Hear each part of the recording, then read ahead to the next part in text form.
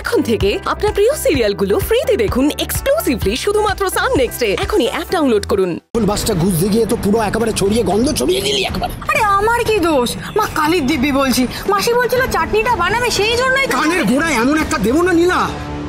চটনি চুরিটা মন দিয়ে কর, বুদ্ধি করে, তা না হলে কিন্তু তোর দিদি মরে যাবে, আমি বলে দিচ্ছি। না না, আমার দিদির কিছু হবে না। ও মরবে, ও মরবে, ও মরবে, হ্যাঁ ও মরবে।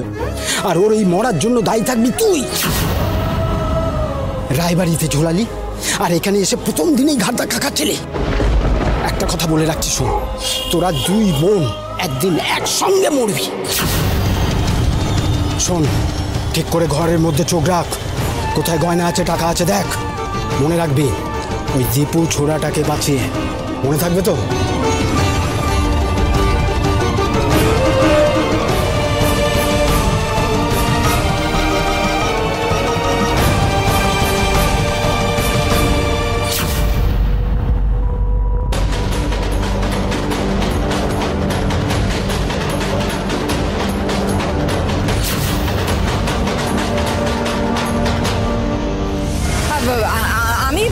আমি মা কালীর দিব্যি বলছি, আমি সত্যি। হ্যাঁ এই তো, কত কাজ ভেতরে পড়ে আছে, তুই এখন এখানে দাঁড়িয়ে আছিস? ভুল হয়ে গেছে, ভুল হয়ে গেছে।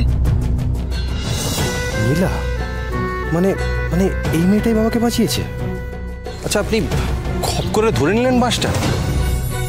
যাক বাবা, তার মানে রায়বাবুর বাড়িতে আমাকে দেখতে পাননি উনি। হ্যাঁ, বাসটা না ধরলে তো মাথায় পড়ে যেত, তাই না? হ্যাঁ হ্যাঁ, অনেক হয়েছে, আমরা অনেকবার শুনে ফেলেছি তুমি কত বড় বীরাঙ্গনা। এবার ভেতরে জলদি চলো, আইবুড়ো ভাতের থালা সাজাতে হবে। ও হচ্ছে দীপু, তুমি হচ্ছে নীলা, আলাপ শেষ। এসো এবার জলদি, আমি রেডি হচ্ছি। Thank you.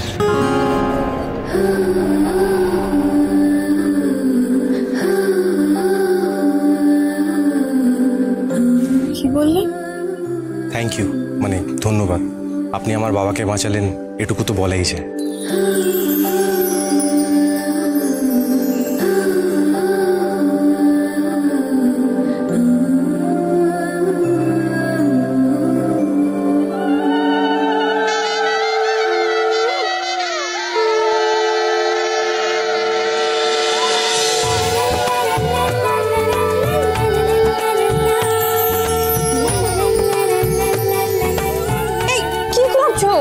ফ্রেমে হাত ঢোকাবে না।